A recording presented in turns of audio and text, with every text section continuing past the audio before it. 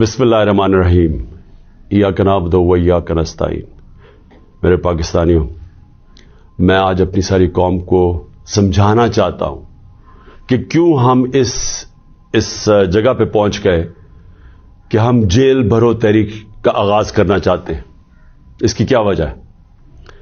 دیکھیں، ساری دنیا میں قومیں کسی قانون کے تحت چلتی ہیں. قانون کیا ہوتا ہے؟ وہ آئین فیصلہ کرتا ہے کہ کیا قانون میں جائز ہے اور کون سی چیز ناجائز ہے.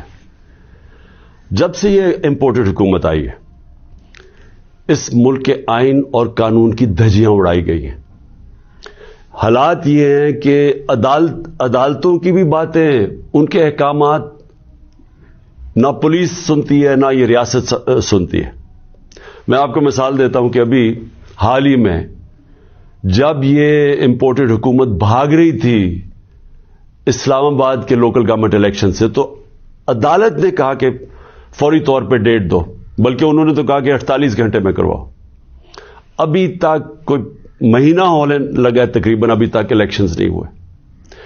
اس کے علاوہ جس طرح فنڈامنٹل رائٹس، جو بنیادی حقوق، جو ہمارا آئین ہمیں ہمارے بنیادی حقوق کی حفاظت کرتا ہے، حالات یہ ہیں کہ لوگوں کو اٹھایا جاتا ہے. کتنے لوگوں کو، سوشل میڈیا کے لوگوں کو اٹھایا گیا، ان کو تشدد کیا گیا ان کے اوپر، صرف اس لیے کہ ان کی کوئی ٹویٹ تھی، اس کے اوپر اٹھایا گیا، تشدد کیا گیا. ابھی تک کئی ایسے لوگ ہیں جنہوں نے جس طرح کا تشدد کیا گیا، ابھی تک ان کا ذہنی توازن ٹھیک نہیں ہوا. اعظم سواتی، کون سا آئین، کون سا قانون اجازت دیتا ہے کہ ایک ٹویٹ کے اوپر ننگا کر کے اس کے اوپر تشدد کیا جائے، اور پھر جب وہ پھر سے اس کو جیل میں ڈالا جاتا ہے اور پھر اس کو کوئی 30 اس کے اوپر FIR کوئی بلوچستان سندھ میں کی جاتی ہے. شیخ رشید، آئین اس کو عدالت اس کو ضمانت دیتی ہے، اس کے باوجود اس کو اٹھا کے لے جاتے ہیں اور اس کے اوپر کیسز سندھ اور بلوچستان میں کر دیتے ہیں. فواد چودھری، عدالت 4 دفعہ کہتی ہے IG کو کہ پیش کرو فواد چودھری کو عدالت میں، اور وہ اس کو اسلام آباد لے جاتے ہیں. تو یہ تو میں تھوڑی مثالیں دے رہا ہوں. جو شہباز گل سے ہوا، کسٹوڈیل ٹارچر، تشدد، یہ پاکستان کے قانون کے خلاف ہے. تشدد بھی ہوا اور اس کو کوئی ریلیف نہیں ملی، اور پھر ڈرایا دھمکایا گیا اور کیسز کیے گئے. پرامن احتجاج ہمارا تھا 25 مئی کو، اس کے اوپر جو ظلم کیا گیا، کون سا قانون اور آئین ایک جمہوریت میں اجازت دیتا ہے کہ پرامن احتجاج کے اوپر تشدد کرو؟ انہوں نے 3 دھرنے ہمارے اگینسٹ دیے اور لانگ مارچز کی. کس کے اوپر ہم نے کوئی سختی کی؟ تو میں تو یہ تھوڑی سی مثالیں دے رہا ہوں آپ کو کہ ہمارا سارا جو ہمارے آئین اور قانون کے اوپر جو اعتماد ہے ہم اس قوم کا، وہ اٹھتا جا رہا ہے. اور بلکہ ہمیں یہ خوف ہے کہ جو اب آئین جو جمہوریت بیس ہوتی ہے جس آئین کے اوپر، اور جمہوریت کے اندر واضح طور پہ ہے کہ 90 دن کے اندر الیکشنز کروانے پڑیں گے. ہم نے اپنی 2 حکومتیں پنجاب اور سندھ میں کیوں گرائیں؟ ڈیزالو کی خود کوئی ایسے نہیں کرتا. ہم نے صرف آئین کو سامنے رکھ کے کی کہ ہمیں جب پتا تھا کہ 90 دن کے علاوہ آپ آگے نہیں جا سکتے، تو ہم نے اس کو سامنے رکھ کے الیکشنز کی طرف گئے. اس لیے کہ ملک ایک بہت بڑے بحران کا شکار ہے، ایک پولیٹیکل انسٹیبلٹی کا شکار ہے. اور جب تک اس ملک میں سیاسی استحکام نہیں آتا، ہماری معیشت نہیں ٹھیک ہونے لگی. تو ہم نے قربانیاں دی 2 گورنمنٹس کی، جو تقریباً 66% پاکستان ہے، صرف اس لیے کہ آئین 90 دن میں الیکشن کرواتا ہے. ابھی تک کتنے دن ہو گئے ہیں؟ 20-25 دن ہو گئے ہیں، ابھی تک کوئی ڈیٹ نہیں ملی. دونوں الیکشن کمیشن اور یہ جو 2 حکومتیں، جو 2 گورنرز ہیں، انہوں نے ڈیٹس نہیں ابھی تک دی. اور یہ سیدھی پاکستان کے آئین کی وائلیشن ہے. اور اگر یہ 90 دن سے آگے جاتے ہیں تو آئین بڑا صاف ہے اس میں کہ آرٹیکل 6 لگے گا. یہ ساری قوم اب دیکھ رہی ہے پاکستان کی عدالتوں کی طرف.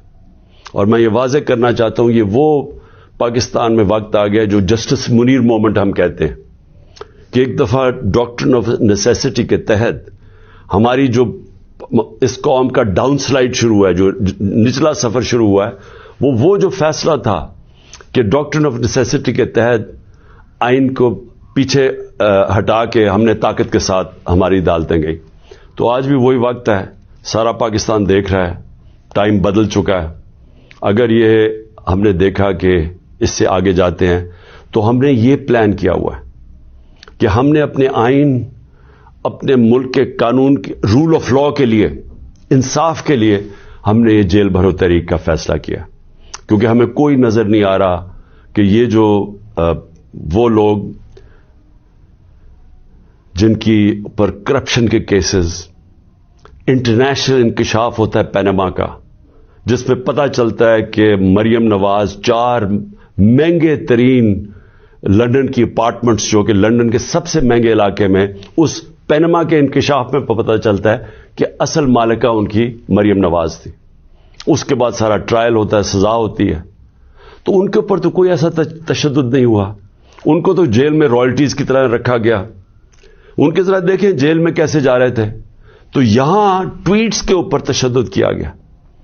تو اس لیے 2 راستے ہمارے سامنے. ایک راستہ یہ ہے کہ ہم توڑ پھوڑ کریں, انتشار پھیلے گا ملک میں, سڑکیں بند کریں, پتھراؤ کریں, پہیا جام سٹرائک کریں.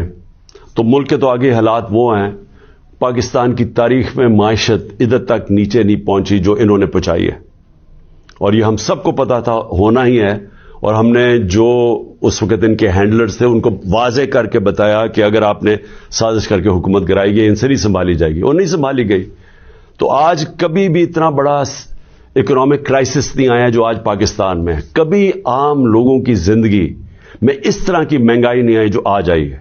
جو بے روزگاری بڑھتی جا رہی ہے, ایک طرف مہنگائی بڑھ رہی ہے, بے روزگاری, تو ملک کے معاشی حالات تو بہت برے ہیں. تو ہم اس لیے اس کو سامنے رکھ کے, اور 26 سال کی سٹرگل میں کبھی بھی ہم نے انتشار کی پالیٹکس نہیں کی. لہذا یہ پرامن طریقے کا احتجاج ہے جیل بھرو تحریک. میں آج اپنے سارے کارکنوں کو, بلکہ میں تو پاکستانی عوام کو بھی یہ کہتا ہوں کہ یہ اس وقت آپ پالیٹکس نہیں کر رہے, آپ اپنے ملک کے لیے جہاد لڑ رہے ہیں, حقیقی آزادی کی جنگ لڑ رہے ہیں. میں آج آپ سب کو کہوں گا کہ میرے اپنے کارکنوں کو کہ جو ہمارے ضلعی صدر ہیں, ڈسٹرکٹ پریزیڈنٹس جو ہیں, ان کے اوپر رجسٹریشن شروع کریں کہ جنہوں نے ہم پہلے ہر پاکستان کے شہر میں ہم جیل بھرو تحریک شروع کریں گے. تو پہلے میں چاہتا ہوں کہ والنٹیئرز اپنی رجسٹریشن کریں, اور اس کے بعد میں پھر آپ کو ڈیٹ دوں گا کس دن ہم نے جیل بھرو تحریک کا آغاز کرنا ہے, اور اس کی چند دنوں کے اندر ہوگی. اور اس لیے میں چاہتا ہوں کہ جلدی جلدی آپ اپنی آپ جو رضاکار ہیں وہ سامنے آئیں. اور انشاءاللہ میں یہ سمجھتا ہوں کہ یہ جو ہماری تحریک ہے, اس سے ہم وہ چیز حاصل کرنا چاہتے ہیں جو پاکستان کو ایک حقیقی آزادی بھی دے گا, اور حقیقی آزادی کا مطلب حقیقی جمہوریت وہ بھی دے گا. اور وہ انشاءاللہ وہی ایک پاکستان کو ایک وہ جمہوریت جدھر رول آف لا ہے, جدھر قانون کی حکمرانی ہے, وہی پاکستان کو اس دلدل سے نکالے گا. شکریہ.